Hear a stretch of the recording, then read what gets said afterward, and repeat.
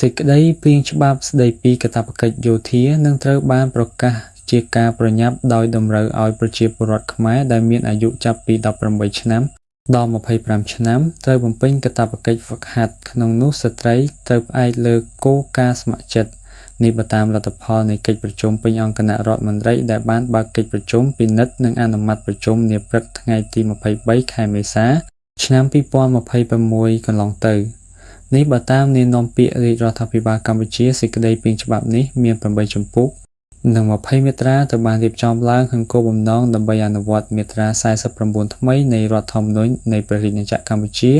ដោយកំណត់អំពីវិធាននៃការអនុវត្តកាតព្វកិច្ចយោធាដើម្បីចូលរួមចំណែកកសាងប្រទេសជាតិនិងការពារមាតុភូមិដែលជាកាតព្វកិច្ចចាំបាច់និងជាកិត្តិយសឧត្តមឧត្តមរបស់ប្រជាពលរដ្ឋនិងការបណ្ដុះបណ្ដាលស្មារតីស្នេហាជាតិការអប់រំផ្នត់គំនិតនិងវិន័យដែលជាតម្រូវការរបស់ប្រទេសជាតិអង្គភាពអ្នកនាំពាក្យរាជរបស់រដ្ឋាភិបាលកម្ពុជាបានសង្កត់ធ្ងន់នៅក្នុងសេចក្តីប្រកាសព័ត៌មានថាសេចក្តីព្រាងនៃច្បាប់នេះមានវិសាលភាពអនុវត្តចំពោះប្រជាពលរដ្ឋខ្មែរគ្រប់រូបមានអាយុចាប់ពី18ឆ្នាំដល់25ឆ្នាំដែលត្រូវបំពេញកាតព្វកិច្ចយោធាតាមការកំណត់នៃច្បាប់នេះការបំពេញកាតព្វកិច្ចរបស់ប្រជាពលរដ្ឋខ្មែរជាស្ត្រីត្រូវផ្អែកតាមគោលការណ៍ស្ម័គ្រចិត្តច្បាប់នេះត្រូវបានប្រកាសជាការប្រញាប់អង្គភាពអ្នកនាំពាក្យរាជរដ្ឋាភិបាលកម្ពុជារំលឹកថាកន្លងមកព្រះរាជាណាចក្រកម្ពុជាធ្លាប់មានច្បាប់ស្តីពីកាតព្វកិច្ចយោធាដែលត្រូវបានប្រកាសឲ្យប្រើកាលពីថ្ងៃទី20ខែធ្នូឆ្នាំ2006និងលិខិតបទដ្ឋានគតិយុត្តិពាក់ព័ន្ធផ្សេងៗទៀត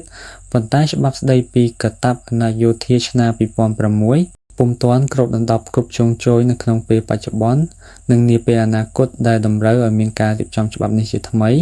កងយុទ្ធពលខេមរៈភូមិន្ទនឹងកំពុងអនុវត្តភារកិច្ចការពារជាតិ